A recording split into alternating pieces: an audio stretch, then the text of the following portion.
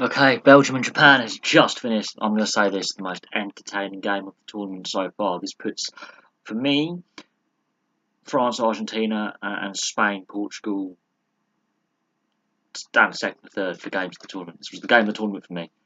First half was decent. The temperatures were exceptionally hot. We're talking over 30 degrees in Rostov.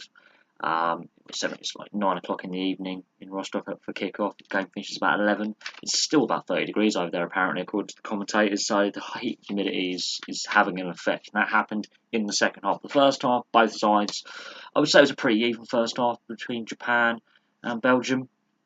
It's the second half that it just explodes into life. The Japanese catch the Belgians cold.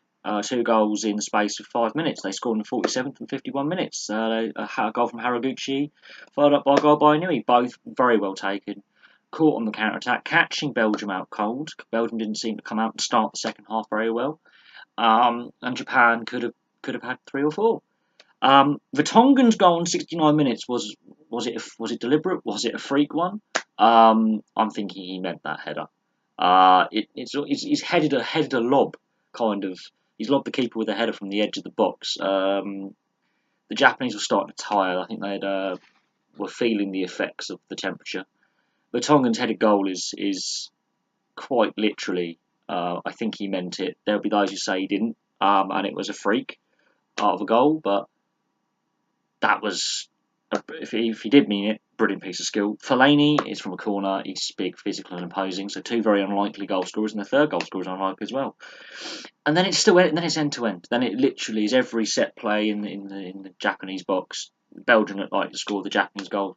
Goalkeeper Kawashima is pulling off save after save, and Thibaut Courtois in a Belgian goal is pulling out save after save.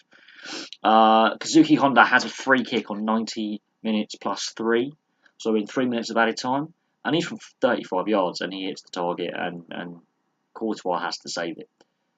The corner comes in. All they have to do is play it short. It goes to extra time. They want to go for the win. That shows to me the Japanese wanted to win this game. Courtois grabs it, sets an attack up quickly, gives it to De Bruyne, who runs half the length of the pitch, passes it to the right wing, who then passes it into Nacer Chadli. Yes, West Brom fans. This guy can play football. And he scores with about 10 seconds left of the game, literally the final kick of the game. That second half was... I'm not sold on Belgium's defence, so I don't know what Gareth Southgate did with resting so many players. Because Vincent Kompany didn't look 100%. He played well, but you can tell he's not fully back on pace yet. He was found out. Vertonghen and Alderweireld have worked really well as a centre-back duo to rejiggle them. Yeah, it unsettles the side a little bit. I understand why Roberto Martinez has put Kompany back in the side, but there were a few wobbles with the Belgian defence, especially at the beginning of the second half. The Japanese defended very well. I mean, they're going to have a bit... when you have Fellaini and Lukaku on the field, there's going to be a bit of a height disadvantage with many teams. They're big and powerful and physical. What I will say about Lukaku, he wasted many opportunities today. Many. He was wasteful in front of goal. Now, I know he does it for Man United. Why can't he do it? He hasn't really done it for Belgium at this tournament. He scored some goals, but he's been very wasteful. In this game in particular, he was exceptionally wasteful, giving easy saves to Kawashima or missing the target entirely. Although his dummy over the ball for Chadley's goal is why Chadley scores, I think, of Kompany. If Lukaku gets contact on that, the goalkeeper saves it. Because he dummies over the ball, Chadley has an easier opportunity to score. I think Brazil will be kind of frightened by Belgium going forward, however, because they were 2-0 down and they came from 2-0 down and didn't give up. It didn't matter who was in front of them. And this Japanese side were playing out of their skins. I will say this, both teams were out on their feet at the end of the game. Again, the heat and humidity in Russia is taking a massive toll on teams. I'm surprised we haven't seen more muscular injuries like hamstring pulls, calf pulls and groin pulls because of the heat, with the build-up of lactic acid and the heat really taking physically out of you. You're mentally and physically drained, dehydrated. I'm surprised we're not seeing more muscular injuries, but that was a game. The first half was decent, the second half was just edge of the seat stuff. Either side could have won, it could have been a bigger scoreline. Very entertaining game, not the highest scoring game of the tournament, but exceptionally entertaining. And it was on the verge of penalties until the last 30 seconds. So there we go. I mean, it was on the verge of extra time and penalties because, honestly, it could have gone to extra time. They could have scored 3 goals each. Both defences were looking a little bit stretched.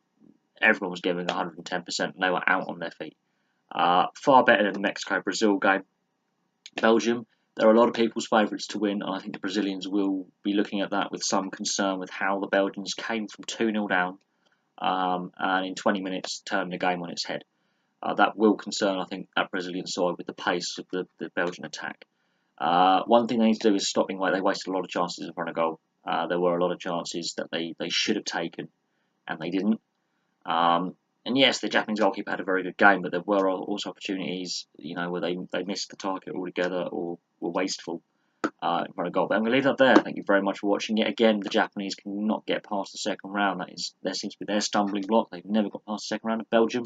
For the first time ever, they have won a knockout game without extra time. So there we go. Please like and subscribe, place your comments below, and I'll have some more videos for you soon.